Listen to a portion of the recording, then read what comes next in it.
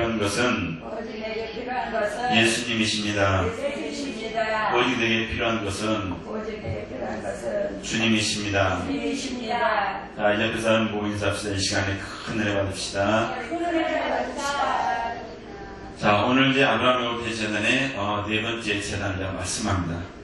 이 아브라함의 5대 재단을 통해서 우리가 알아야 될 부분은 세 번째 재단까지는, 첫 번째, 두 번째, 세 번째 재단까지는 아브라함이 감사해서 머무는 그 자리에서 하나님 앞에 감사해서 재단을 쌓았습니다. 하지만 네 번째 재단, 다섯 번째 재단은 하나님께서 명령하시고 지정해 주신 바로 그 장소에 가서 재단을 쌓게 됩니다. 그래서 사람이 감사해서 임의적으로 우리가 가서 재단을 쌓고 기도하고 또 예배드리고 또 교회도 우리가 내 인간의 생각을 가지고 가서 세우고 거기서 예배드리고 함께 영광을 돌렸다고 하지만 하나님께서는 마지막으로 보면 항상 하나님의 귀를, 하나님의 말씀을 듣기를 원하세요. 하나님의 말씀하시는 곳에서 우리가 목회하기를 원하고 계십니다. 그러니까 이 아브라함의 5대 재단을 통해서 하나님의 말씀하신, 약속하신 그곳에는 반드시 하나님의 그 영광이 나타날 수밖에 없고 하나님의 약속의 말씀을 통해서 하나님은 말한 모든 것을 다 지켜주십니다. 그래서 이 네 번째 재단은 헤브론 재단에서 지금 다시 한번 이 재단을 쌓게 되는데, 이 헤브론 재단은 연합이라고 하는 뜻을 가지고 있습니다. 그래서 이 연합이라고 하는 뜻을 가지고 있고, 이 헤브론 재단의 그 또 뜻 가운데 뭐가 있냐면 하늘의 비밀이라고 하는 뜻이 있어요. 그래서 이 네 번째 이 재단 속에서는 약속의 재단이라고 하는 뜻을 가지고 지금 하나님 옆에 말씀을 전합니다. 우리는 나에게 하나님께서 가르쳐 주신 하늘의 비밀이고 또 하나님께서 나와 약속한 것들이 많습니다. 그래서 우리는 어떻게 살다 보니까 하나님과의 그 약속을 지키지 못하고 우리가 살아갈 때가 너무나 많습니다. 그래서 나름대로 약속을 아는 분들이 그 하나님과의 약속을 지키기 위해서 몸부림치다가 이 세상의 삶이 너무나 힘들다 보니까 하나님과 나와의 약속을 까맣게 잊어버리고 살 때가 있습니다.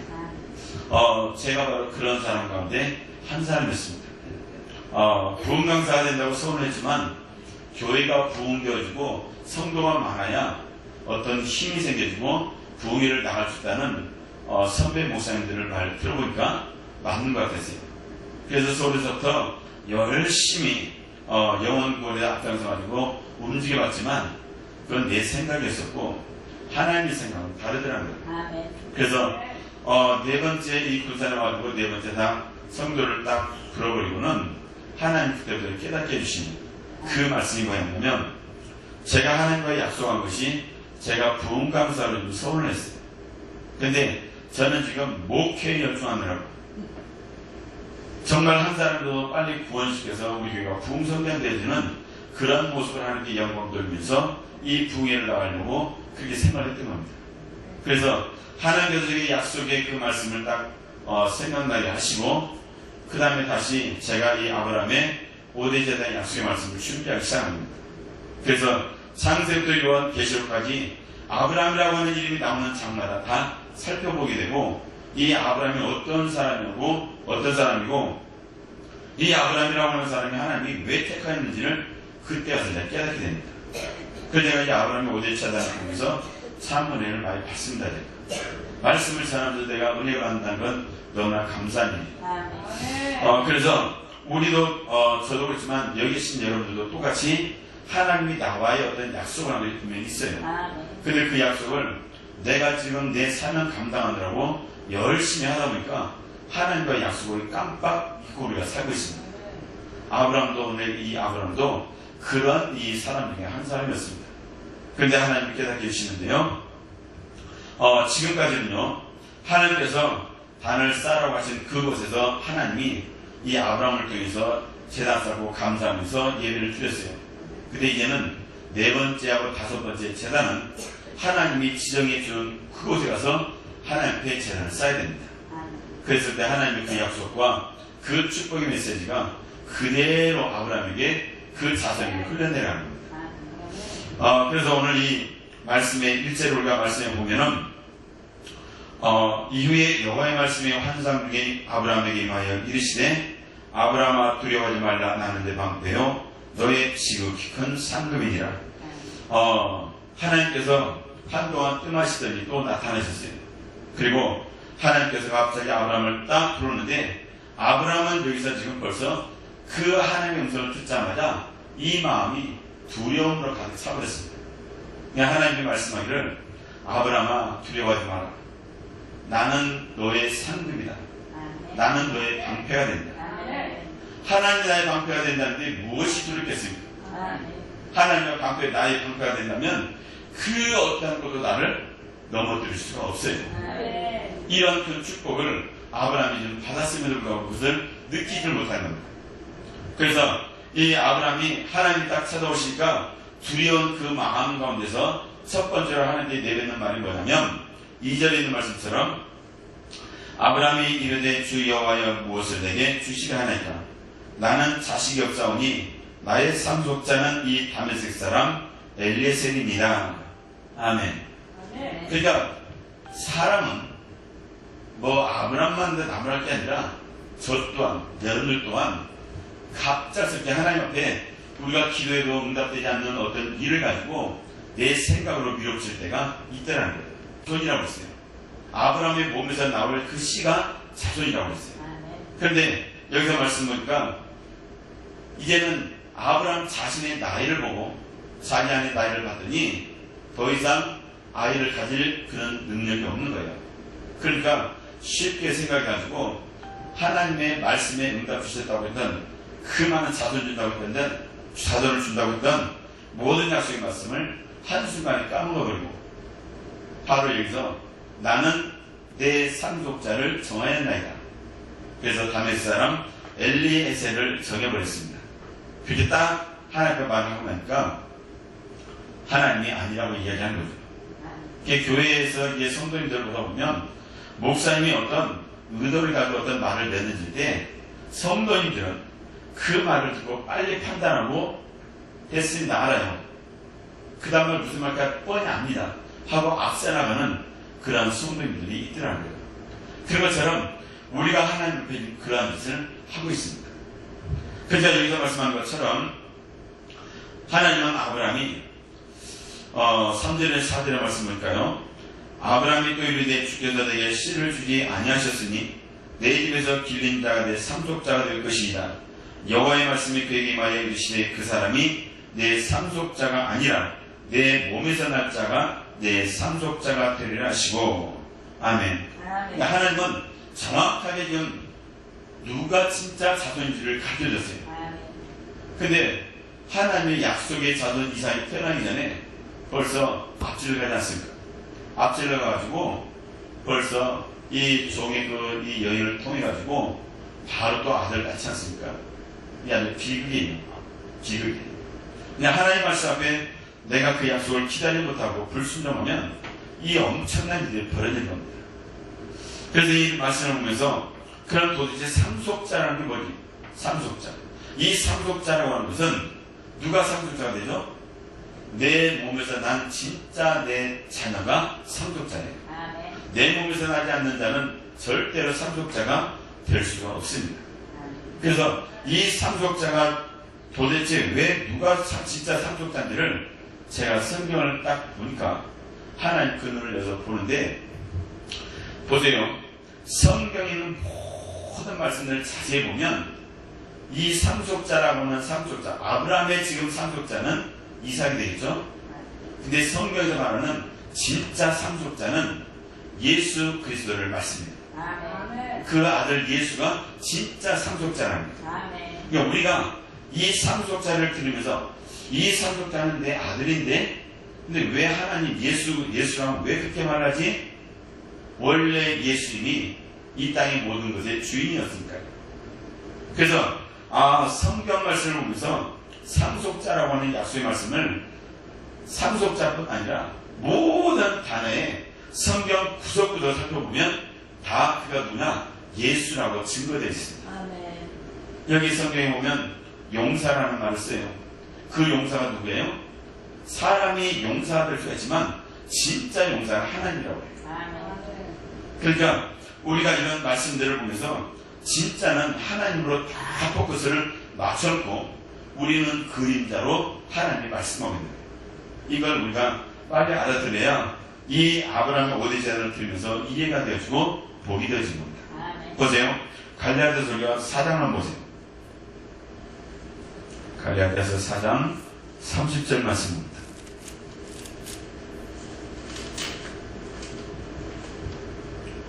갈라디아서 4장 30절 말씀.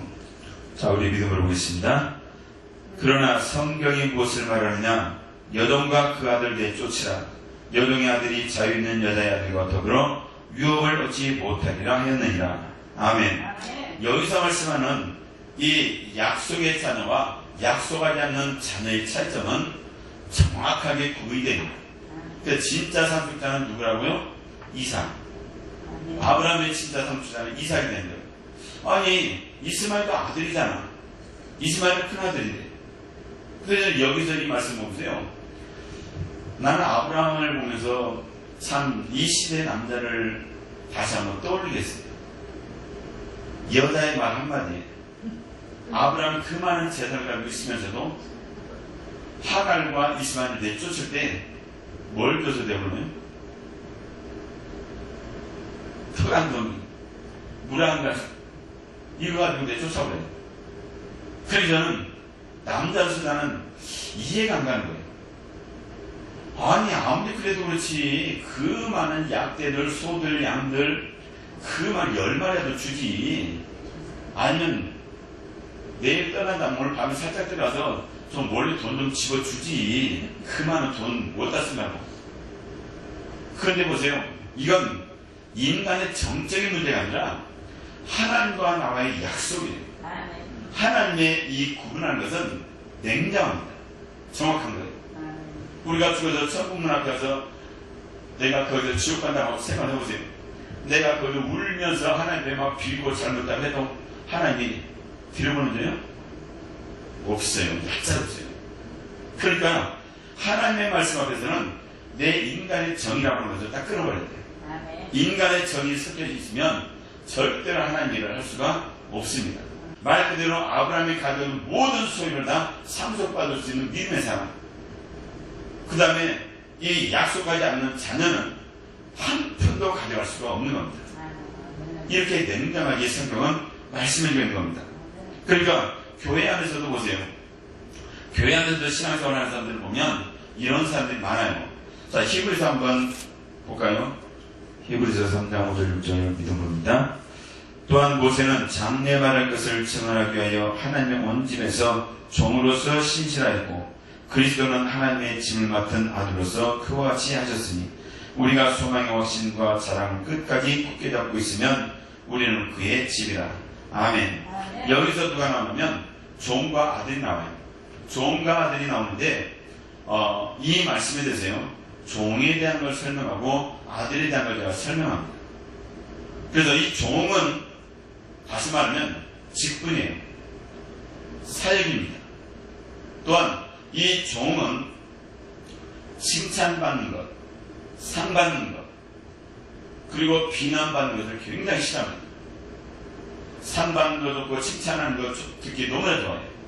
그러니까 우리가 신앙생활을 하면서 나도 모르는 사이에 내가 종의 사역을 하고 계시는 분들이 있더라는 거예요. 이 종의 사역은 반드시 하나님 앞에 가면은 받을 것이 아무것도 없어요. 이 땅에 사는 동안에 내가 아들의 신분을 가지고 신앙생활을 해야 됩니다. 예를 들어서 보세요. 예를 들어서 만약에 권사님이 계시니까 만약에 권사님이 말씀을 듣다가 은혜가 돼가지고 이 강대상을 샀어요. 그래서 하나님께 선물로 드렸어. 강대상을 딱 사고 나니까 권사님은 딱 교회 문을 열고 나면 제일 먼저 뭐가 보이죠? 하나님께서는 강대상이 제일 먼저 눈에 들어오죠? 그러면 눈에 들어오는 순간 벌써 은혜가 넘쳐요. 거기다가 목사님께서 말씀을 하다가 이번에 우리 권사님이 성령을 통해서 감동받으셔가지고 이렇게 하나님께 선물로 강대상을 드렸습니다. 우리 박수 한번. 그러면은 권사님 기분이 좋을까요, 안 좋을까요? 좋죠. 그런데 설 때마다 목사님들이 설 때마다 이 강대상 너무 예뻐가지고 누가 이걸 산다고 물어보면 권사님.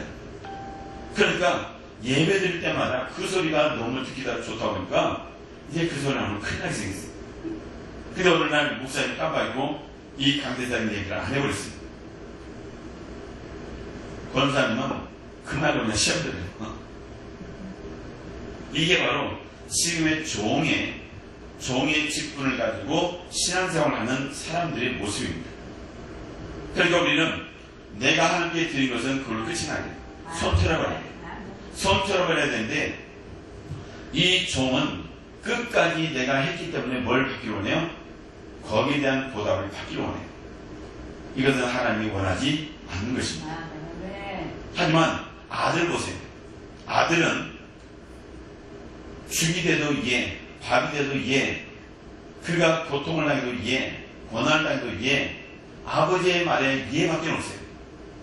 그러니까 이 이해하는 사람과 종의 그 신분하고 차이를 딱 봤더니 아들과 아버지와의 관계가 이들을 말해주고 있는 거예요. 종은 남이에요. 아들은 내 아버지, 가족이에요. 그러니까 벌써 이 관계 속에서 모든 것은 틀어집니다.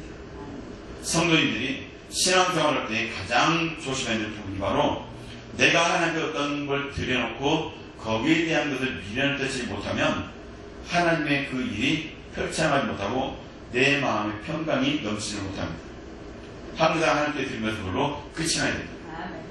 그런데 하나님은 이 상속자라고 하는 약속의 말씀 속에서 정말 아들과 같은 믿음을 가지고 신앙생활을 하는 자들은 반드시 하나님 나라에서 그 상을 받을 수가 있습니다. 하지만 종의 이런 직분과 종의 이런 사역을 가지고 일을 하시는 분들은 하나님 나라에서 상을 받을 수가 없어요. 그러니까 히브리서 1장의 2절의 말씀 보면 이렇게 나와 있습니다. 이 모든 날 마지막에는 아들을 통하여 우리에게 말씀하셨으니 이 아들을 만유의 상속자로 세우시고 또 그로 말미암아 모든 세계를 지으셨느니라. 아멘. 그러니까 성경 말씀 보면 예수님이 상속자가 되기 이전에 이미 하나님은 이 우주 만물을 지으시고 이미 예수에게 모든 게 다 넘어가 있어요. 그런데 우리는 그것을 말씀을 못 봤기 때문에 상속자면은 이상한 생각을 하는 거예요. 진짜 상속자는 예수 그리스도가 되시는 거고 그 예수님을 통해서 우리가 하나님 나라에 가면 예수님을 통해서 그 상을 우리가 받게 되는 겁니다. 그러니까 우리가 이 상속자라고 하는 것은 어느 성경 한 구절에 나오는 한 말씀만 보면 더 이상의 그 말씀이 진전이 안 되는 겁니다. 그 상속자가 있다면 진짜 그 상속자가 누군지를 찾아봐야 돼요. 그러면 예수 그리스도가 나옵니다. 그래서 이렇게 해서 성경을 우리가 열어가야 되는 겁니다.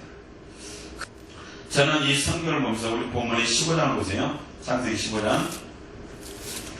찾으셔서 우리 6절 말씀 먼저 보도록 합니다. 6절 말씀 보고 말씀합니다. 아브라함이 여호와를 믿으니 여호와께서 이를 그의 의로 여기시고. 아멘. 보세요. 성경을 보게 되면 아브라함은 하나님 앞에 제단 쌓고 예배드리는 모습이 7번, 8번밖에는 없어요.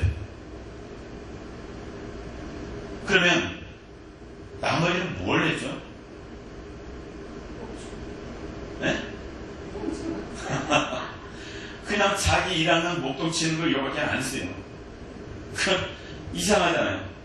제가 여기서 깜짝 놀랐어요. 왜 놀랐냐면 아니 아브라함은 여기 보니까 7, 8번밖에 예배를 안 드렸는데 이런 아브라함이 받은 축복을 내가 비교를 하다 보면 나는 아브라함과 비교가 안 되는 거예요. 아니, 어떻게 이런 일이 있지? 아브라함이 믿는 하나님과 내가 믿는 하나님이 달라요?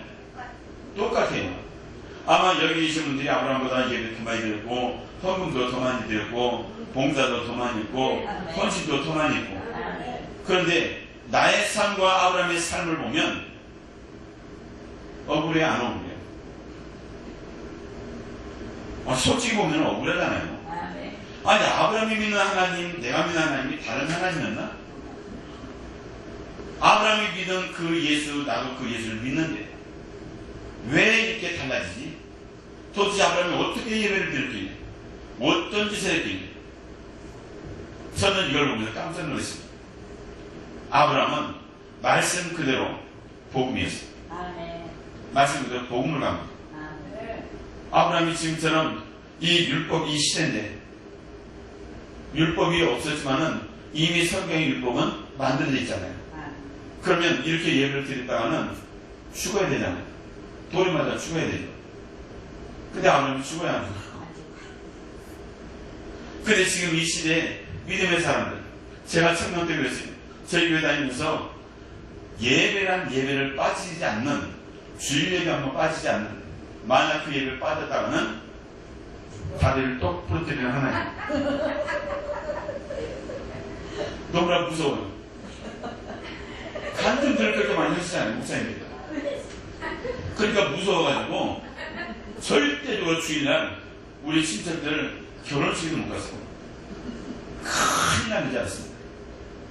그게 나중에 목회자가 돼가지고 이 말씀을 증가하다 보니까, 아하, 내가 성경을 잘못 봐도 한참 잘못 봤고, 하나님은 그런 하나님이 아니십니다.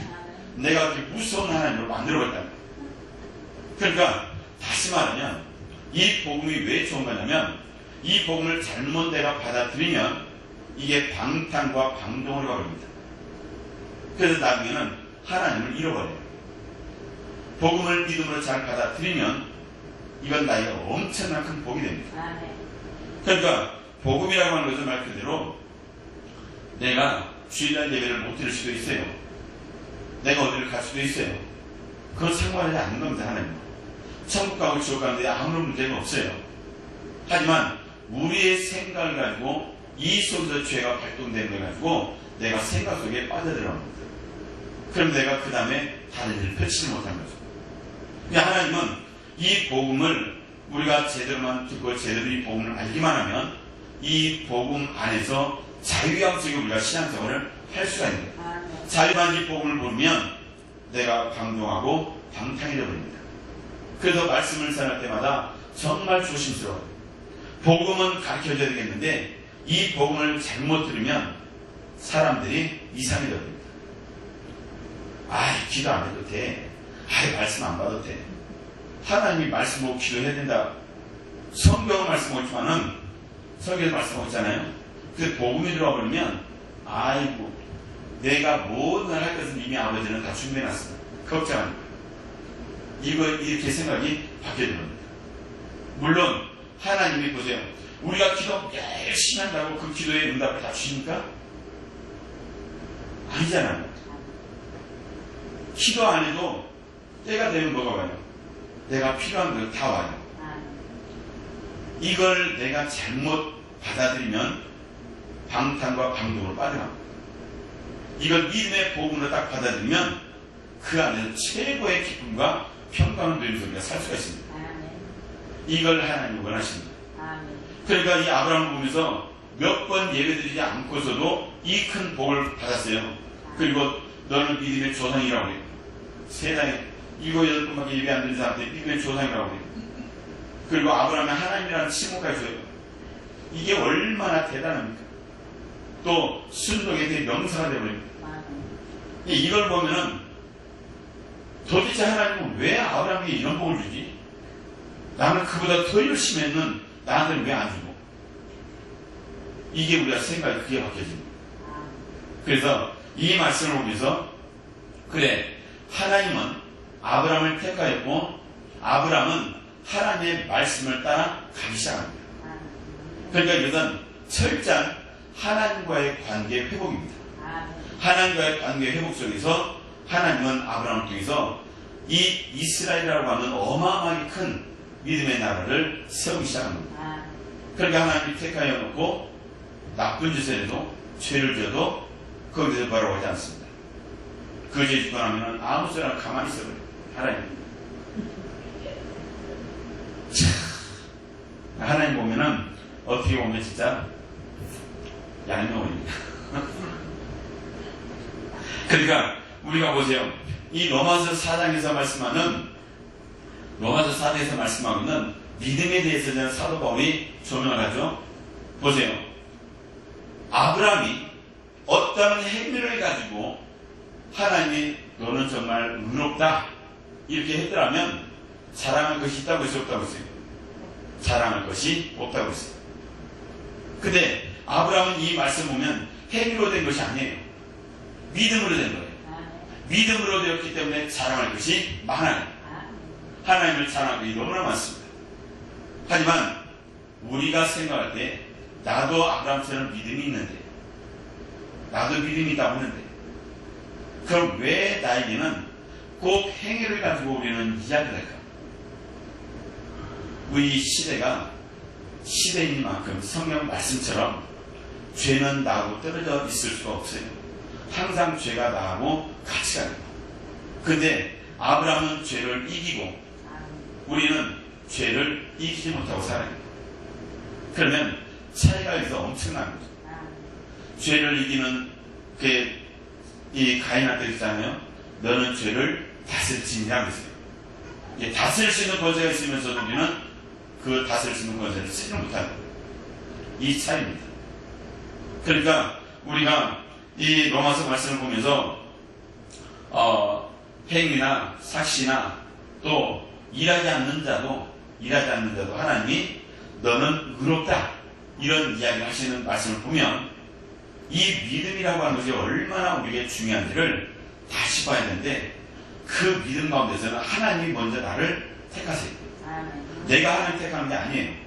하나님이 나를 택하시는 거예요. 그러니까 지금 이 전 세계에 지금 70억이 넘는 인구 가운데 지금 몇십억이 지금 뽑혔어요. 이건 엄청난 축복입니다. 엄청난 축복이에요. 이걸 근데 진짜 축복이라고 느낄 수 있는 사람이 거의 없어요. 지금 제가 이번에 지금 군산에 지금 그 식자재마트에서 우리가 식자재마트를 이용하는데 응모권을 지금 많이 갖다 넣어놨어요. 만 원어치 물건을 사면 응모권을 하나씩 줘요. 그래서 제가 응모권을 많이 갖다 넣어놨어요. 뭐라는 거예요? 거의 당선돼가지고 경치 하나 뽑아보려고.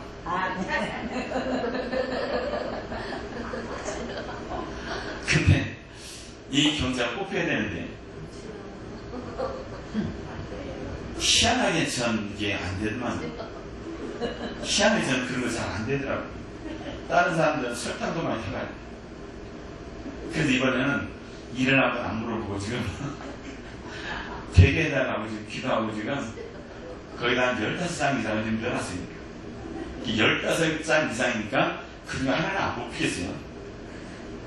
뽑혀야 됩니다. 그런데 안 뽑혀요. 안 뽑힌 사람은 절대 안 뽑힙니다.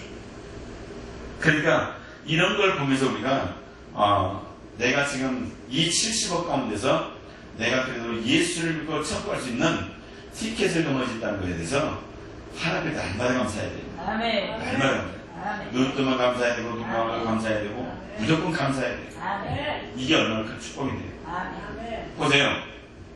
하나님이 이 6절의 말씀을 통해서 아브라함이 여호와를 믿으니 여호와께서 이를 그의 의로 여기시고 하나님이 나를 의로 여기시는 것이 바로 복음이에요. 이걸 내가 믿어야 돼요. 하나님 나를 의로 여기시다는 게 믿어져야 돼요. 믿어지지 않으면 절대 나는 아브라함의 복을 받을 수가 없어요. 믿음이 그만큼 중요한 겁니다. 자, 그 밑에 있는 말씀을 보면서요, 중요한 말씀입니다. 7절, 8절 말씀입니다. 또 그에게 이르시되 나는 이 땅을 내게 주어 소유를 삼게 하려고 너를 갈 땅에 우리에서 이끌어낸 여호와니라. 그가 이르되 주 여호와여 내가 이 땅을 소유로 받을 것을 무엇으로 합니까? 아멘. 제가 이 앞서의 이 말씀을 통해서 여러분들이 복을 받으셔야 됩니다. 여러분들 저도 그런 실수를 저질렀습니다. 뭔 실수를 저질렀냐면 7절의 말씀 보세요. 또 그에게 이르시되 나는 이 땅을 내게 주어 소유를 삼게 하려고 너를 갈대인의 물에서 이끌어낸 여호와니라. 하나님이 약속하십니다. 가나안 땅을 주겠다고 약속했어요. 그런데 저도 군산에 내려오면서 하나님께 응답을 받고 내려왔는데 그 응답이라고 하는 것이요, 바로 그냥 역사가 바로 착착착 이루면 얼마나 좋겠습니까? 근데 하나님은 거기에 대해서도 성경이 에스겔서 말씀하는 거 보면 내가 너에게 준다고 약속을 했을지라도 그래도 너희는 내게 구하여야 할지니라. 다시 말하면 내가 어떤 기도를 해서 응답을 받았어요. 그러면 이게 내 손에 잡혀질 때까지는 기도해야 된다는 거예요. 그래야 하나님의 응답이에요. 근데 우리는 말씀으로 응답받고 나면 그걸로 응답받았네 하고 춤추고 끝나버려요. 그러면 여기서 이 말씀을 볼 때 우리가 철저하게 우리가 배워야 될 게 뭐냐면 우리는 여기서 하나님 앞에 영수증을 받아내야 됩니다. 보세요. 아브라함의 7절에서 하나님이 아브라함에게 지금 말씀하신 거예요. 이 땅을 지금 너에게 준다고. 근데 8절에 아브라함이 뭐라고 대답하냐면 그가 이르되 주 여호와여 내가 이 땅을 소유로 받을 것을 무엇으로 알리까? 하나님은 말씀만 하시고 떠나면 어디에 계신지를 모르니까, 집을 찾지를 못하니까. 집을 찾는다면 내가 그 하나님 사는 집이 어디가 있다면 바로 쫓아가죠. 근데 하나님은 말씀만 하고 아브라함에서 나타나는 그 장면들을 보면요, 10년에 한 번꼴만 나타나요. 또 하나님이 말씀만 하고 또 가버리면 10년 후에나 또 올 텐데 그 10년 동안 내 나이가 먹는데. 그러니까 아브라함은 여기서 당차게 이야기합니다. 하나님 내게 주신다 약속을 지금 많이 했는데 말씀만 하고 쉬 날아가면 내가 그걸 뭘로 내가 이걸 내 땅이라고 내가 말을 할 수 있습니까? 물어보는 거예요. 하나님 앞에 기도는 정확하게 응답을 딱 받으면, 주의 음성을 들려주면 주님 제가 몇 년, 몇 월, 며칠까지 이것이 필요합니다. 언제까지, 몇 월, 며칠 날까지 내가 이것이 필요합니다. 약속을 받아요. 이 약속을 받지 못하면 그건 응답이 아닌 거예요. 꽝이에요. 하나님이 줄 때까지, 나타날 때까지는 내가 기도하고 기다려야 돼요. 이거밖에 없습니다. 이제부터는 우리의 기도가 바뀌어야 됩니다.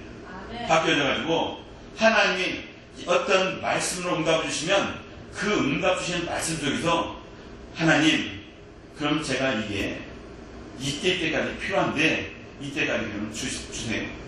말을 해줘야 돼요. 그 다음 말씀으로 그래 내가 너의 기도를 듣고 응답을 해주마. 그러면 하나님 감사합니다. 이걸 끝나면 안 되네요. 그걸 끝나버리면 언제 그게 내게 올지 모르는 거예요. 그걸 땡기는 겁니다. 아브라함처럼 당겨야 돼요. 아브라함이 딱 영수증을 받았는데 이 소유를 이 땅을 소유로 받을 것을 무엇으로 알릴까? 그러니까 하나님 앞에 딱 이 말을 내밀어 보니까 하나님이 사인을 딱 주는 거예요. 구절의 말씀처럼 여호와께서 그에게 이르시되 나를 위하여 3년 된 암소와 3년 된 암염소와 3년 된 순양과 산비둘기와 집비둘기 새끼를 가져올지니라 그래요. 하나님이 명령한 것을 하다 보면은 이건 빼도 박도 못하는 영수이 되어버립니다. 그러니까 제가 이 말씀을 보면서 지금 황소 한 마리 값을 한번 계산해 봤어요. 이 황소 한 마리 값이 지금 900만 원. 900만 원에다가 이 3년 된 순염소 또 순양, 그래서 염소를 내가 데리고 가서 집회를 하다 보니까 이제 은퇴하신 장로님이 염소를 키워요. 그래서 이 가격을 물어보니까 한 50만 원이면 산대요. 그래서 3년 된 순염소 50만 원, 순양 50만 원. 그 다음에 집비둘기는, 산비둘기는 그냥 덤으로 제가 드리겠습니다. 예, 여러분들 오늘 이 약속의 말씀 들으시고 응답이라고 하면서 내가 취해야 됩니다. 그러니까 아브라함이 지금 돈을 계산하면 얼마를 드렸어요? 황소 한 마리, 염소, 순양, 그 다음에 산불기 지불기 새끼는 제가 덤으로 드린다고 했죠. 1000만 원을 드린 거죠. 그럼 1000만 원을 여러분들이 하나님께 드리시면 하나님이 어떠한 기도든지 응답 주세요. 근데 여러분들 내일 1000만 원을 다 가져오세요.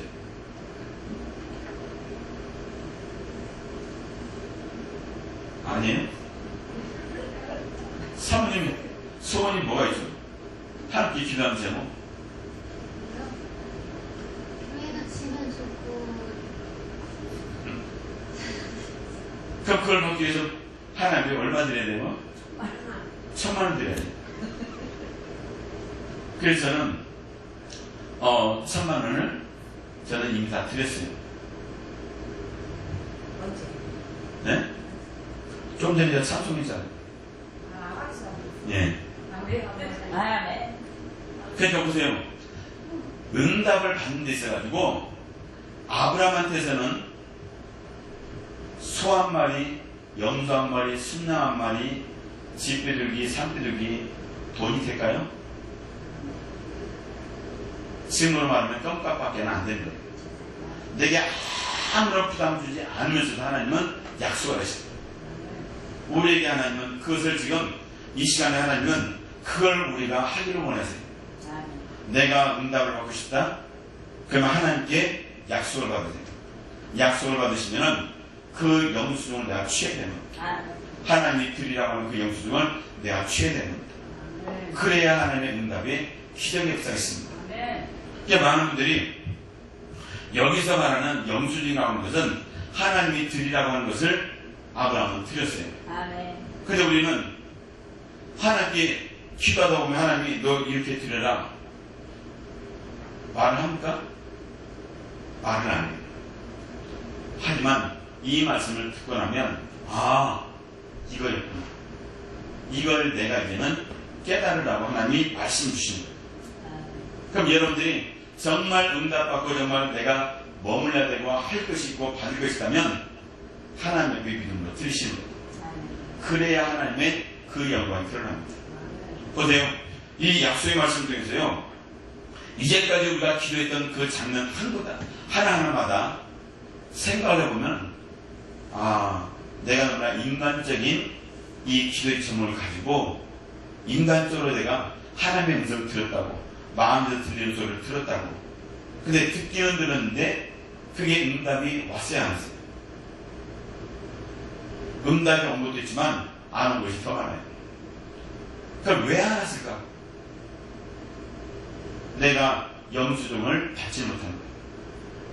제가 군산에 내려가지고요. 그 150만 가지고 내려가지고 그 40평 된 그 이 작은 건물인데 완전 그 이 언덕에 하얀 집이에요. 그래서 그 교회를 딱 하나님 주셨다고 믿음으로 딱 갖고 내려왔는데 하나님 2천만 원을 빨리 주셔야 되는 2천만 원 안 주신 거예요. 그래서 서울에서 내려오기 전에 3일 금식기도 하면서 하나님이 갑자기 엘리야의 손바닥만한 구름 조각을 주신 거예요. 그 말씀 주시면서 제가 물어봤어요. 하나님, 아니 엘리야에게도 손바닥만한 구름 조각을 보여주셨잖아요. 나는 이제 그 자리에 연고지가 없는데 나에게 구름 조각을 보여줘야 되지 않겠습니까? 그랬더니 하나님 뭐라고 하냐면 줬잖아. 줬다는 거예요. 난 받은 게 없는데. 그 내가 응답받은 걸 이야기하고 그 다음 우리 사모하고 이제 이야기를 하니까 그때 당시 이제 상계동 중계동에서 사모님 두 분이 우리 교회에 와서 말씀 훈련을 받았어요. 말씀 훈련을 받았는데 그분들이 이제 우리가 다음 주에 이제 이사 간다고 하니까 이제 다음 주부터 이제 오지 말라고 얘기하니까 이 두 분이 그럼 내려가시면서 맛있는 거 드시라고 5만 원씩 공기에 담아가지고 주신 거예요. 하나님은 그걸 못 줬다는 거예요.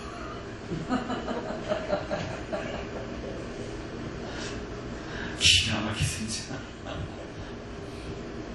아니 2천만 원에 대한 어떤 200만 원을 준다든가 뭐 이래야지. 그 10만 원 그 휴게소 가서 맛있는 거 사드시고 내려가라고 그걸 준 걸 보고 하나님은 뭐 한다고요? 줬다는 거예요. 그러니 거기서 무슨 할 말이 있습니까? 감사합니다 하나님. 울면서 그냥 강사에 올라갔어요. 감사하다. 그리고 내려왔어요. 내려왔는데 여기서 이 2차만의 돈이 빨리 와야 되는데 우리는 응답을 받았습니까요? 응답 받았습니까? 내 손에 쥐어져야 될 그 돈이 어떻게 생길지도 모르는데 감나무 때도 우리는 홍시감이 내 입에서 언제 떨어지나 하고 2만 벌렸어요. 3개월 반만 거기서 쫓겨나갔어요. 그거라도 처절하게 되면 느꼈습니다. 돈 한 푼도 없이 이제는 길바닥에 나가야 되는데 낯선 이 땅에서 그 많은 짐들 가지고 어디로 가지? 근데 그 순간에 저는 걱정이 앞서기보다는 이걸 어떡하나? 하나님 또 어디다 또 예배해놨지? 그래서 그냥 이렇게 이야기하다가 자연스럽게 그 고물장도 그 집사님한테 자연스럽게 가지고 이야기하니까 그냥 그 집사님이 걱정하지 말라고. 우리 집에 오면 된다고. 그래가지고 그 다음날 바로 그 방 두 칸 만들어 놓고요. 성전이 거의 50평이다 보니까 크잖아요. 그래서 이 정문을 가운데 문을 딱 두고 양쪽으로 방을 두 개를 만들었어요. 성전 바닥이 이 다 보일러가 깔려있는 거예요. 그래가지고 5군데로 나눴어요. 그래서 우리 방, 애기들 방, 그래서 방 2개를 만들어 놓고 그것만 딱 열어놓고 다음날 다 잠글 수 있는. 주일날에는 이제 앞자리에 앉는 성도들 오는 그 성도를 보고 거기 틀어놓고 그렇게 방을 딱 만들어 놓고 바로 우리는 이사를 가는데 1시간 반 만에 이사를 끝내버렸어요. 그 고물상 그 집사님들이 짐을 무거운 것들을 나르니까 방법을 아는 거예요. 무거운 피아노부터 이게 의자 칙칙하게 넣지만은 제일 먼저 거기서 내릴 거 피아노를 먼저 내려야 되니까 피아노를 맨 뒤에 싣으면 안 돼요. 그래가지고 차를 딱 문 앞에 대고 바로 창문에서 착 해가지고 1시간 반 만에 끝내버렸어요. 그러니까 하나님이 예비하신 것은 그게 쉽게 연결이 되죠. 그게 너무나 감사하죠.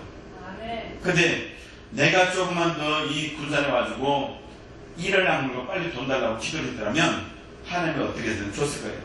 그럼 우리는 그 교회를 그때 당시 우리 교회 건물로 만들었을 거예요. 그걸 하나님 주셨으면 우리는 기도할 줄을 몰라가지고 놓쳐버렸어요. 다시 말하면 영수증을 못 받았기 때문에. 근데 지금도 그런 분들이 굉장히 많이 계십니다. 이제는 내게 하나님의 음성 들으면 반드시 거기에 대한 답을 내가 해줘야 돼요. 하나님께. 그래서 그걸 딱 우리가 찍어가지고 얘기를 딱 해줘야 하나님이 알았다. 아니면 좀 더 기다려라. 뭔 말 있을 거 아니에요. 좀 더 기다리라고 하면은 언제 기다려요?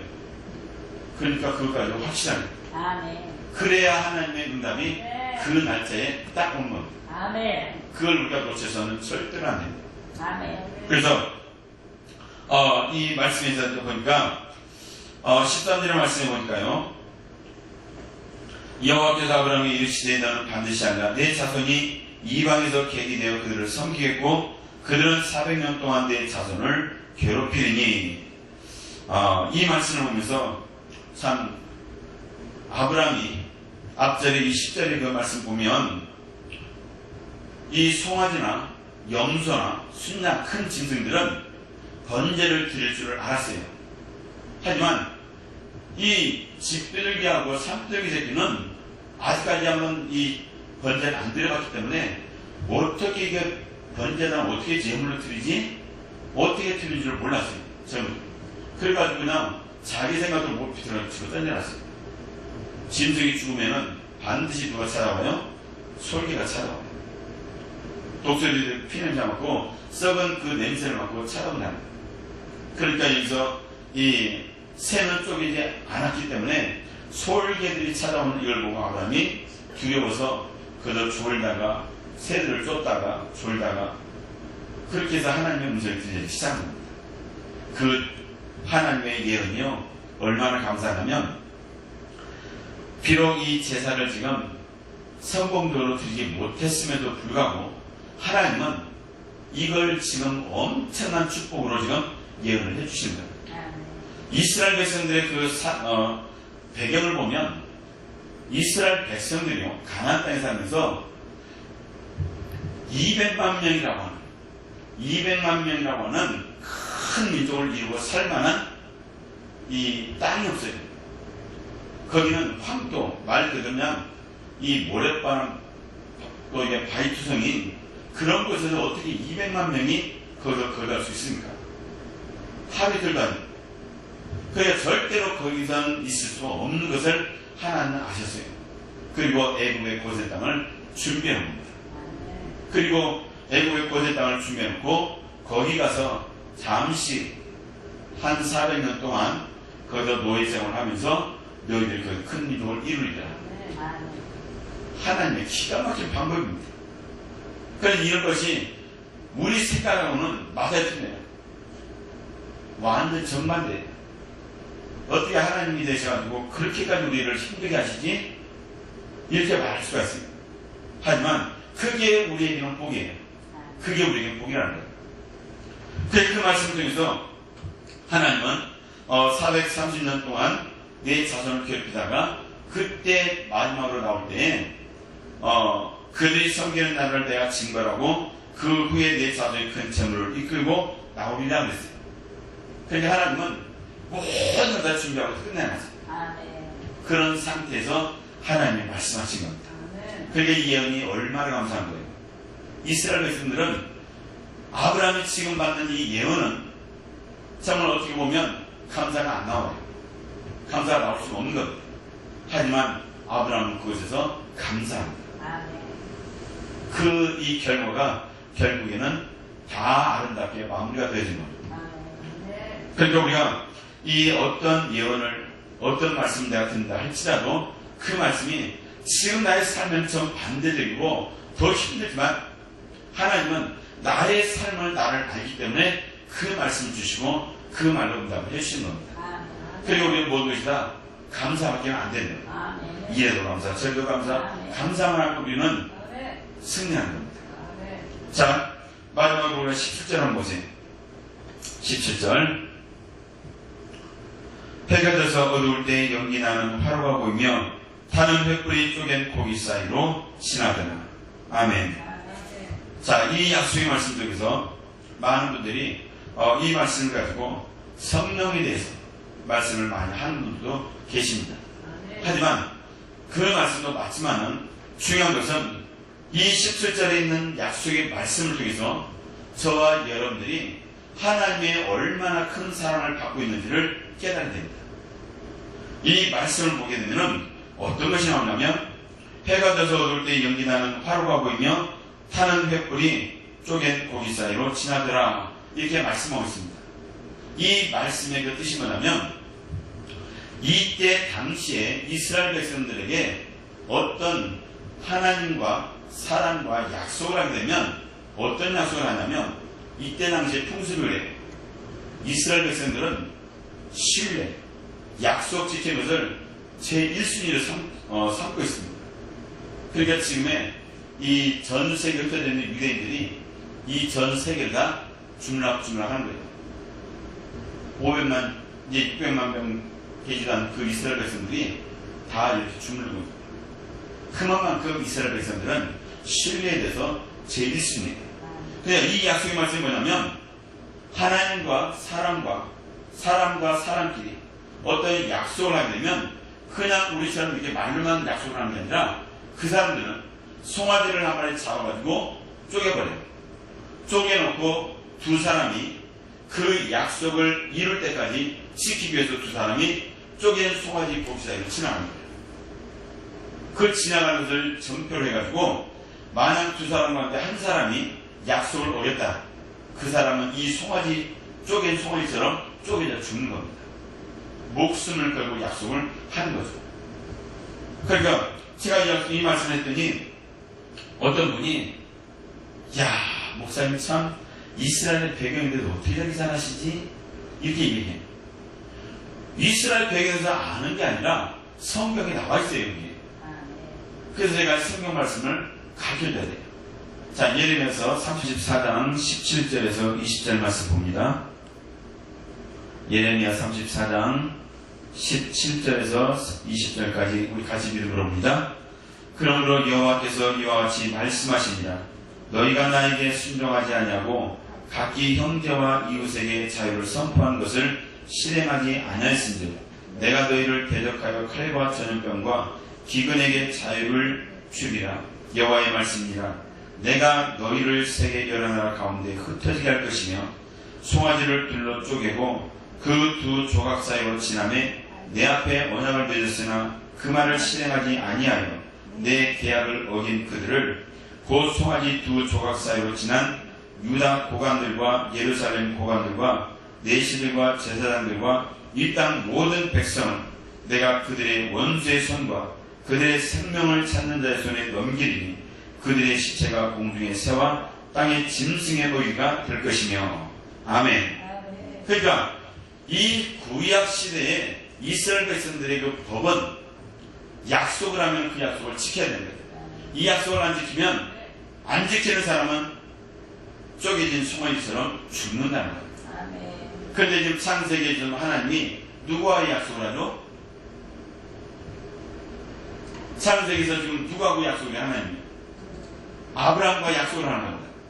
아브라함과 약속을 하는데 하나님은 성경에다가 이 이사야에서 또 야고보서에다가 뭐라고 했냐면 아브라함을 너는 나의 벗이다 그랬어요. 너는 나의 친구다 그랬어요. 하나님과 사람이 친구가 될 수 있을까요? 근데 하나님은 아브라함을 친구래요. 그러면 하나님은 아브라함과 약속을 해놓고 지금 쪼개진 고기 이 송아지 사이로 지금 지나가야 되는데 아브라함하고 손을 잡고 지금 지나가야 마땅한데 하나님은 아시는 거예요. 아브라함은 죽었다 깨나도 이 약속을 지킬 수 없다는 것을 하나님은 아시는 거예요. 그러니까 하나님만 그냥 쪼갠 고기 사이로 지나더라 그랬어요. 이걸 보면 하나님의 그 사랑이 얼마나 우리 사람들의 향한 그 사랑이 진한지를 다시 한번 알게 되는 거예요. 우리가 이 사랑을 알지 못하면 절대로 하나님과 나와의 관계를 이해할 수가 없는 겁니다. 아브라함과 하나님과 관계는 그만큼 두터워요. 그러니까 아브라함을 우리가 이해를 하려면 관계 회복에 대한 것을 이해를 하면 더 빨라요. 더 빨라요. 그러니까 다른 걸로 이해하려고 하지 마시고 하나님과 아브라함과의 사이를 우리가 다시 보자는 거예요. 그러면 왜 아브라함이 큰 복을 받았는지를 그냥 우리는 알 수가 있는 겁니다. 그래서 하나님께서는 이 마지막 때 저와 여러분들에게 이 사랑, 이 약속, 이 사랑의 하나님이 어떤 분인지를 우리로 하여금 알게 합니다. 여러분들이 이 예화를 아시는 분들은 아실 거예요. 우리나라에도 요즘 이제 막 그 정원을 막 만드는 게 정원을 만들고 연못도 만들고 또 산책지도 만들고 돈 있는 사람들 그렇게 만들어요. 하지만 외국에는 거의가 다 정원이 다 있어요. 근데 어느 날 이 외국의 그 정원에 이 벤치에 지금 의자에 딱 두 사람이 앉아 있는데 나이 드신 할아버지와 좀 젊은 아들이 거기서 앉아 있는 거예요. 그냥 아버지는 그냥 아들은 신문을 보고 있지만은 할아버지는 멍하니 앞에 나무를 쳐다보고 있는 거예요. 근데 갑자기 그 새 한 마리가 날아왔어요. 딱 새가 날아온 걸 보고 할아버지가 신문 보는 아들을 두드립니다. 아들아, 저게 뭐냐? 그게 신문을 보다가 그 말이 딱 보고 참새입니다 그랬어요. 그 아버지가 그러다가 조금 있다가 또 물어봐요. 아들아, 저게 뭐냐? 참새라고요. 또 한참 있다가 또 아들을 신문만 아들을 또 뜨더라고요. 아들아, 저게 뭐냐? 왜 그러세요? 참새라고 참새 하면서 소리를 벅 질렀어. 그랬더니 아버지가 갑자기 어깨를 쭉 늘어뜨리고 그냥 집으로 들어가는 거예요. 걔 집으로 들어갔다가 서재 들어가더니만 막 뭘 찾지만은 낡은 이 수첩 하나를 가지고 다시 터벅터벅 나오는 거예요. 그 신문을 보는 아들한테 이렇게 펼쳐가지고 딱 보여주는 겁니다. 그러니까 아들이 그걸 딱 보고 펼쳐진 걸 수첩을 보고 딱 보니까 세상에 그게 뭐냐면 이 아들이 어렸을 때 나이 3살 때에 그 일기를 써놓은 그 수첩이었어요. 그 수첩을 딱 보고 아들이 딱 읽으니까 거기에 뭐가 쓰였냐면 아버지가 너무나도 기쁘고 좋아가지고 아들 데리고 공원을 갔다는 거예요. 근데 공원에 가서 벤치에 앉아 있는데 갑자기 그 새가 한 마리 날아오더래요. 그래서 아들이 아빠 저게 뭐야? 참새난다. 조금 있다가 아빠 저게 뭐야? 참새난다. 이렇게 아버지는 화를 한번 내지 않고 그렇게 말을 물어오는 아들을 물어볼 때마다 끌어놔주면서 21번을 참새라고 그렇게 이야기를 해준다는 거예요. 근데 이 아들은 아버지가 3번 물어봤는데 3번째 화를 내가지고 아버지가 할머니는 거예요. 아들이 이 수첩을 보고 눈물을 쭉 흘립니다. 이게 뭐냐면 아버지의 사랑은 이렇게 크다는 거예요. 아멘. 하나님 아버지가 저와 여러분들을 이렇게 지금까지 사랑하고 있다는 거예요. 아멘. 그래서 우리가 그 사랑을 모르고 하나님과 그 약속을 내가 지금 지키지 못하면서도 지금 지킨 것처럼 우리가 살아가고 있어요. 아브라함이 죽어서 지킬 수 없는 가운데서도 하나님은 이 땅에 그 아브라함이 살아있을 때의 약속을 지켰어요. 아멘. 하나님과의 약속을 우리가 분명히 받았어요. 내가 하나님과 약속도 한 것도 있고, 하지만 우리는 그 약속을 까맣게 잊고 우리는 살아가고 있습니다. 여러분들 오늘 이 저녁에 이 말씀을 생각하시고 기도하시다가 하나님, 혹시 내가 하나님과의 약속, 하나님께서 나와의 약속한 것이 있습니까? 내가 그걸 지키지 못하고 살았다면 아버지, 이 시간 내가 회개합니다. 용서해 주세요. 그리고 하나님, 나로 하여금 이 약속을 지켜서 내가 이 땅에서 아브라함과 같이 누릴 수 있는 복 있는 사람이 되게 달라고 시간에 기도하시기 바랍니다.